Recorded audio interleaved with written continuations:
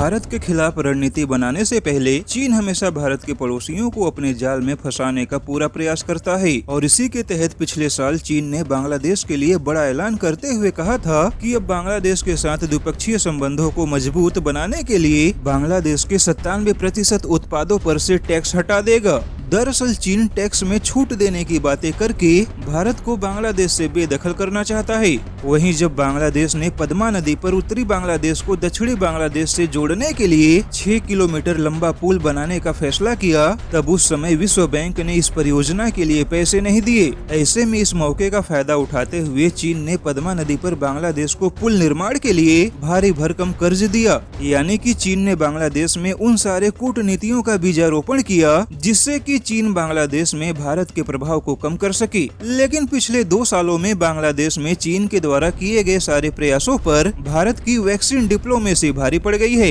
खुद चीन की न्यूज एजेंसी सिन्हुआ ने लिखा है कि भारत अपने वैक्सीन की क्षमताओं के दम पर चीन के प्रभाव को तोड़ना चाहता है। लेकिन न्यूज एजेंसी एसोसिएटेड प्रेस की रिपोर्ट की माने तो पीएम नरेंद्र मोदी की बांग्लादेश यात्रा से चीन इस समय काफी बौखलाया हुआ है। वहीं चीन को इस बात का डर है कि पीएम नरेंद्र मोदी की बांग्लादेश यात्रा और भारत के वैक्सीन डिप्लोमेसी के प्रभाव के सामने चीन की अरबों डॉलर की परियोजनाओं का प्रभाव खत्म हो सकता है, क्योंकि मौजूदा समय में कोरोना वायरस की वैक्सीन से ज्यादा महत्वपूर्ण और कोई भी मुद्दा बड़ा नहीं है। वहीं बांग्लादेश जिसके बारे में दावा किया जा रहा था कि वह चीन के पक्ष में जा रहा है, अब उसी बांग्लादेश में चीन के मुकाबले भारत की जड़ें फिर से ज्यादा मजबूत होंगी। वहीं रेल मंत्री पीयूष गोयल ने भी बड़ा दावा किया है कि बांग्लादेश के साथ द्विपक्षीय संबंधों में भारत चीन को बहुत पीछे छोड़ देगा। अब ऐसे में कई जानकारों का मानना है कि जो चीन निवेश की खेती करके अपने महत्वाकांक्षाओं की फसल काटना चाहता है, भारत चीन के उसी महत्वाकांक्षाओं को बहुत बड़ी चोट पहुंचा रहा है,